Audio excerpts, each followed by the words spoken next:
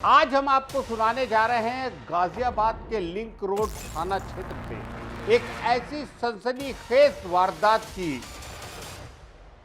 कहानी जो आपके होश उड़ा देगी। एक पति जिसकी जिंदगी में सब कुछ था, परिवार, पत्नी, 2 बच्चे, उसकी हत्या की साजिश रची। लेकिन ये हत्या सिर्फ किसी दुश्मन ने नहीं बल्कि उसी पति ने अपने प्रेमी के साथ मिलकर करवाई।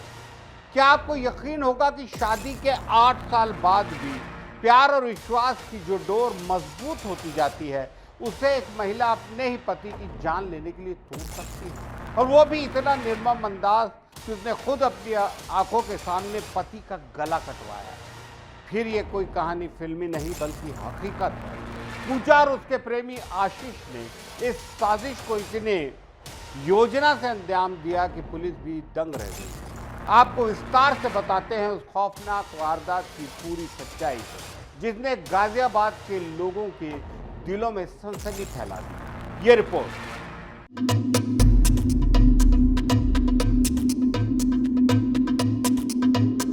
प्यार, धोखा और फिर खून, ये कहानी किसी वेब सीरीज की स्क्रिप्ट नहीं है, बल्कि गाजियाबाद की एक ऐसी हकीकत है जिसने हर किसी को हैरान कर दिया है।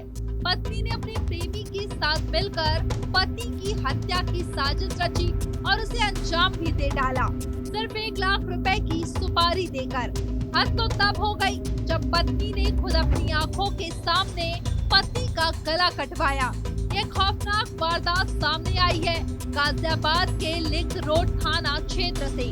2 अक्टूबर को 34 वर्षीय योगेश के लापता होने की रिपोर्ट दर्ज कराई गई थी। योगेश मूल रूप से बिजनौर का रहने वाला था और साहिबाबाद इलाके में किराए पर रहकर अपने परिवार का पालन पोषण कर रहा था।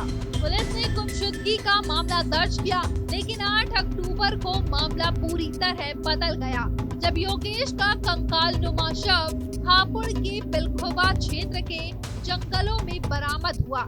पति की हालत इतनी खराब थी कि जानवरों ने उसे नोच डाला था और शरीर से सिर्फ हड्डियां ही बाकी थी। पहचान कपड़ों और पास में मिली उसकी बाइक से हुई। इसके बाद पुलिस ने योगेश के भाई ब्रजपाल की शिकायत पर हत्या का मामला दर्ज किया और शक की सुई योगेश की पत्नी पूजा और उसके प्रेमी आशीष पर गई। पुलिस की जांच में सामने आया कि योगेश और पूजा की शादी 2013 में हुई थी।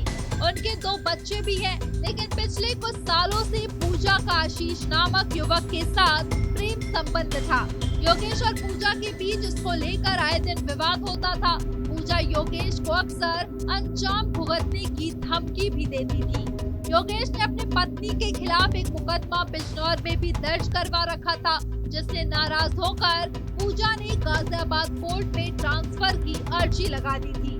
पुलिस के मुताबिक पूजा पहले सुखदेव नाम के शख्स के साथ रिलेशनशिप में थी, लेकिन बाद में उसका आशीष से संपर्क हुआ।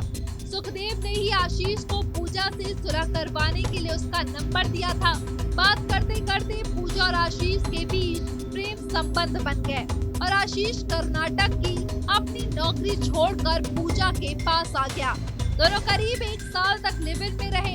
इस दौरान उन्होंने मिलकर योगेश की हत्या की योजना बनाई। पूजा को परिवार से कुछ जमीन मिली थी, जिसे बेचकर उसने बैंक में रुपए जमा किए थे।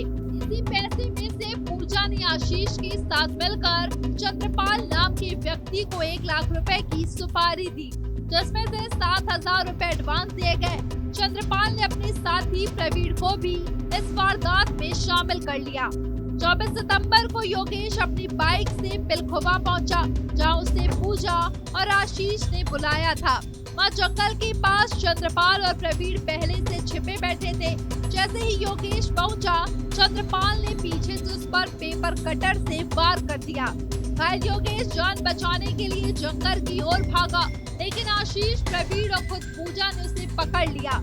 इसके बाद चंद्रपाल ने उसके गले को पूरी तरह काट दिया और यह पूरी वारदात पूजा अपनी आंखों से देख रही थी। ये कोई अफवाह नहीं, बल्कि पुलिस के सामने आरोपी ने खुद कबूल किया है। पुलिस ने हत्या की गुत्थी सुलझाने के लिए इलाके में ड्रोन तक की मदद ली और जंगल से शव बरामद किया। फिलहाल पुलिस ने मनोज और आशीष को गिरफ्तार कर लिया है, जबकि चंद्रपाल और प्रवीण अभी भी फरार है। पुलिस की 2 टीमें उनकी तलाश में लगातार छापेमारी कर रही है।